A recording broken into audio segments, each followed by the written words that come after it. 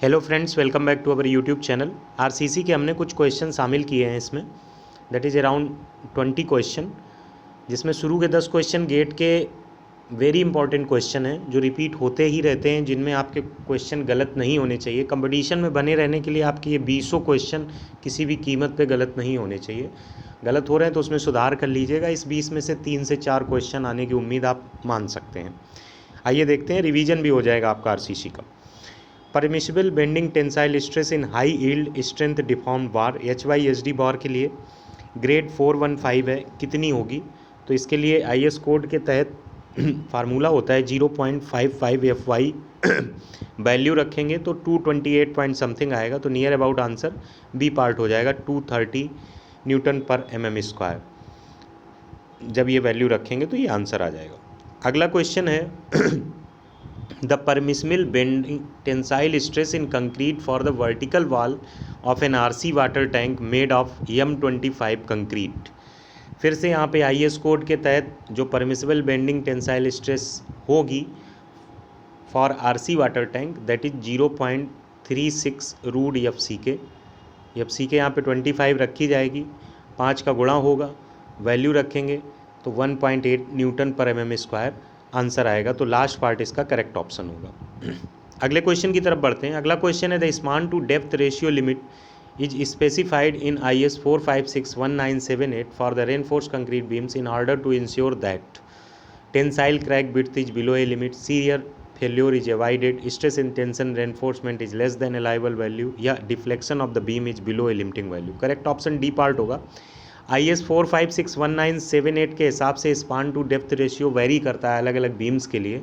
Cantilever beam, simply supported beam और continuous beam के लिए क्रमशः 7, 20 और 26 होता है, और ये सब कुछ up to span length 10 metre के लिए होता है। अगर इससे आगे की बात करें तो फार्मूला बदल जाता है। ये जो भी फैक्टर्स हैं 7, 20 और 26 स्पान टू डेप्थ रेशियो, उसमें से 10 अपॉन स्पान लेंथ का मल्टीप्लिकेशन हो जाता है और उसके हिसाब से आंसर आ जाता है। तो इस क्वेश्चन के सहारे एक चीज़ ये क्लियर हो गई, ये क्वेश्चन लग गया। और अगर मान लो सिंपली सपोर्टेड, कंटिन्यूअस और कैंटिलीवर के लिए स्पान टू डेप्थ रेशियो पूछा जाए तो वो आप बता देंगे, और अगर स्पान लेंथ 10 से ज़्यादा है उस केस में पूछा जाए तो इन फैक्टर्स का multiply into 10 upon span length करके आप आंसर निकाल लेंगे। खैर आगे बढ़ते हैं। The cylinder strength of concrete is less than cube strength because of. जब भी ये क्वेश्चन एग्जाम में पूछा गया, ये गेट का क्वेश्चन है, डिफरेंट स्टेट AE JEE में ये क्वेश्चन पूछा जाता रहा है। जब स्टूडेंट से हम इस क्वेश्चन को लेके मुखर हुए तो मुझे पता चला कि मोस्ट ऑफ द केसेज में अगर आप स्टैंडर्ड रिसोर्सेज नहीं करते हैं तो इसका आंसर उन्होंने बी पार्ट दे रखा है, जबकि इसका करेक्ट ऑप्शन सी पार्ट होगा। कभी कभी क्या होता है कि कई पैरामीटर्स किसी स्ट्रेंथ को प्रभावित करते हैं, लेकिन उसमें जो प्राइमरी पैरामीटर होता है वो प्रभावित करता है कि नहीं, ये आपको ध्यान में रखना होता है। कभी कभी ऑप्शंस में दो चीज़ें इस चीज़ को क्लियरेंस में आ सकती हैं, लेकिन मोस्ट अप्रोप्रिएट ऑप्शन आपको चूज करना होता है। सिलेंडर स्ट्रेंथ कंक्रीट की कम होती है क्यूब स्ट्रेंथ से। एक्चुअली में क्यूब स्ट्रेंथ 15% ज़्यादा होती है। ये भी पूछा गया कि क्यूब स्ट्रेंथ कितने % ज़्यादा होती है सिलेंडर स्ट्रेंथ से, तो 15% ज़्यादा होती है। जो इसमें क्यूब साइज टेस्ट स्पेसिमेन के तौर पे यूज किया जाता है वो 15x15x15 का होता है, जबकि जो सिलेंडर होता है उसकी डायमीटर 15 सेंटीमीटर होती है बट हाइट 30 सेंटीमीटर होती है, जिसकी वजह से सिलेंडरनेस रेशियो दोनों का अलग अलग होता है। But it is not the primary cause. उसने जो क्वेश्चन पूछा है the cylinder strength of concrete is less than cube strength because of, तो बिकॉज ऑफ में ये आंसर नहीं होगा। बिकॉज ऑफ में जो आंसर होगा वो जो कंक्रीट का स्पेसिमेन सिलेंडर के केस में आता है उसमें बीच में फ्रिक्शन वेरी नहीं करता है, बीच में शून्य हो जाता है, जबकि क्यूब के केस में थ्रू आउट सेम रहता है। तो the friction between the concrete specimen the steel plate of the testing machine, ये डिफर कर जाता है, थ्रू आउट सेम नहीं रहता है। इस वजह से सिलेंडर स्ट्रेंथ कम रहती है क्यूब स्ट्रेंथ से। तो करेक्ट ऑप्शन सी पार्ट होगा इसका। तो इसको गलत ना करिएगा, अलग अलग वेबसाइट्स बुक्स में सब में अलग अलग रेफरेंस रहते हैं, लेकिन करेक्ट ऑप्शन सी माना गया था गेट के द्वारा भी और अदर एग्जाम्स की आंसर कीज के द्वारा। चलिए आगे बढ़ते हैं। अगला क्वेश्चन है the flexure strength of M30 concrete as per IS 456-2000 is. Flexure strength 0.7 root FC के होता है। यहाँ पे उठा के वैल्यू 30 रखेंगे, कैलकुलेट करेंगे तो आपकी वैल्यू लगभग आएगी 3.83 MPa मेगा पास्कल।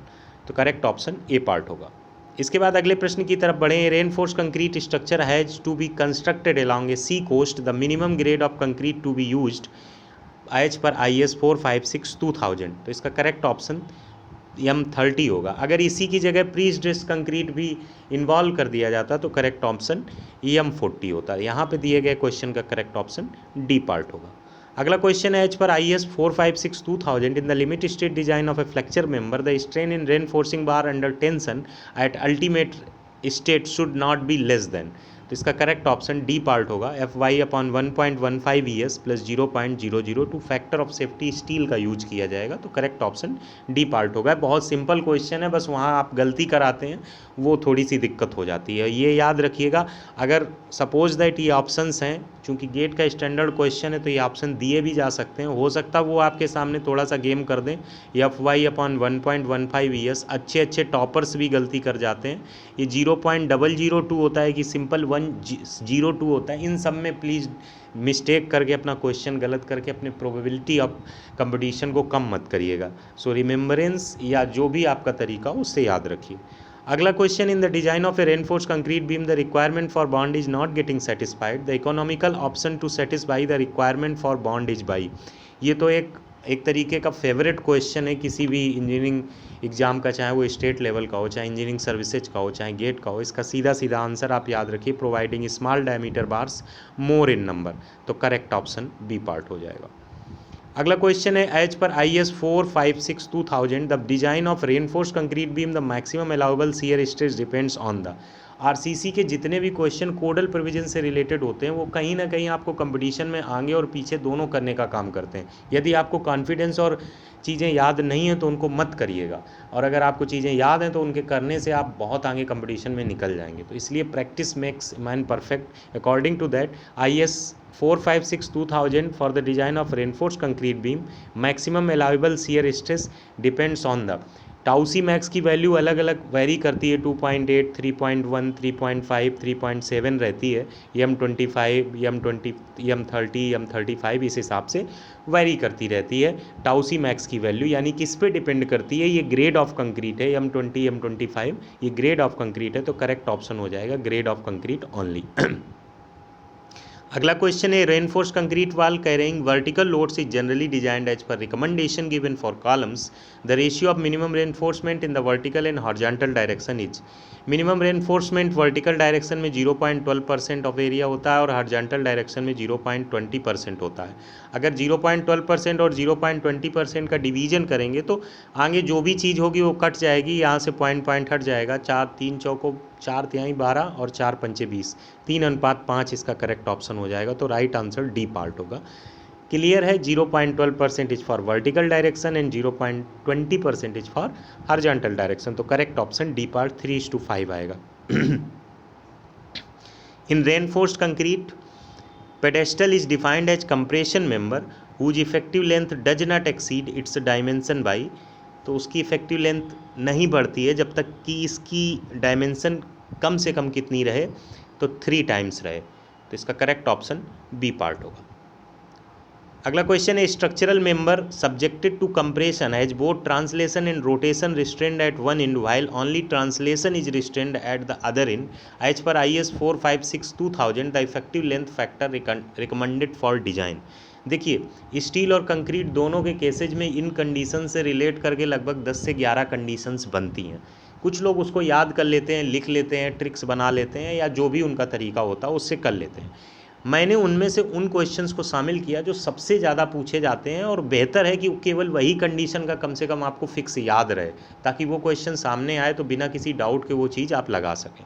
तो ये क्वेश्चन सबसे ज़्यादा बार पूछा गया है। एक एंड पे both translation and rotation restrained है, जबकि दूसरे पर ट्रांसलेशन रिस्ट्रेंड है सिर्फ एट द अदर एंड। इस कंडीशन में जब आप इफेक्टिव लेंथ की बात करेंगे तो दैट इज 0.80 L, तो ये फैक्टर आगे जब लगे इसको बोलते हैं इफेक्टिव लेंथ फैक्टर, तो करेक्ट ऑप्शन यहाँ पे डी पार्ट हो जाएगा। अगला क्वेश्चन है, IS 1343-1980 limits the minimum characteristic strength of pre stressed concrete for post tension work and pre tension work. Post tension और प्री टेंशन वर्क के लिए क्या रहना चाहिए, तो इसके लिए 30 और 40 होता है, प्री के लिए ज़्यादा होता है, पोस्ट के लिए कम होता है। इस क्वेश्चन का दूसरा वर्जन आपसे पूछा जा सकता है, यहाँ पे उसने मिनिमम कैरेक्टरिस्टिक स्ट्रेंथ पूछी है।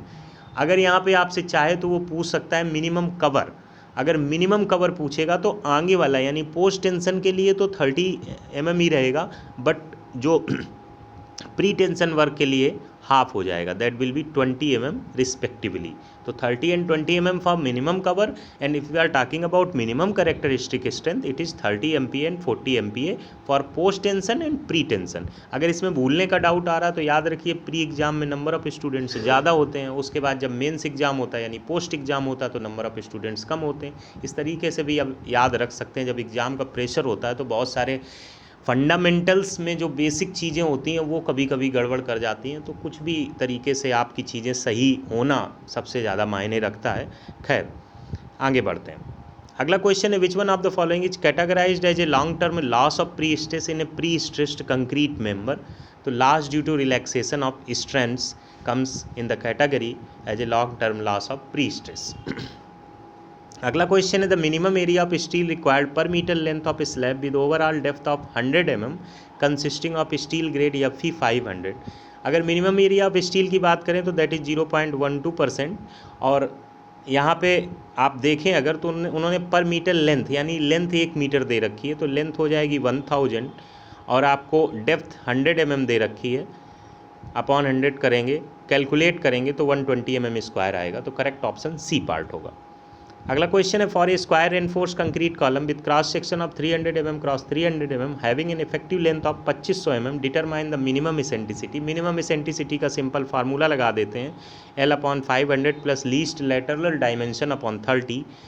इसकी वैल्यू और 20 mm इसमें जो ज़्यादा होगी that will B consider the correct option. Either दूसरे फॉर्मेट में कहें कि कम से कम 20 mm मिनिमम ली जाएगी। अब L/500 plus least lateral dimension upon 30 करेंगे तो आपके पास वैल्यू आएगी 2500/500 प्लस 300/30। 2500/500 से 5 आएगा, 300/30 से 10 आएगा, टोटल 15 हो जाएगा, लेकिन मिनिमम 20 ली जाती है, तो करेक्ट ऑप्शन बी पार्ट हो जाएगा। अगला क्वेश्चन है, reinforce concrete column with slenderness ratio. ये जो भी क्वेश्चन नंबर 10 के बाद हम कर रहे हैं वो सारे क्वेश्चन MPPSC AE के प्रीवियस ईयर के क्वेश्चन हैं, और सरलतम क्वेश्चन को छोड़कर हमने क्वेश्चन शामिल किए हैं। सरलतम का मतलब जो आपको पक्का ही आते होंगे, गुप्ता एंड गुप्ता टाइप के question, repeated question, very simple question, उनको मैंने हटा दिया है।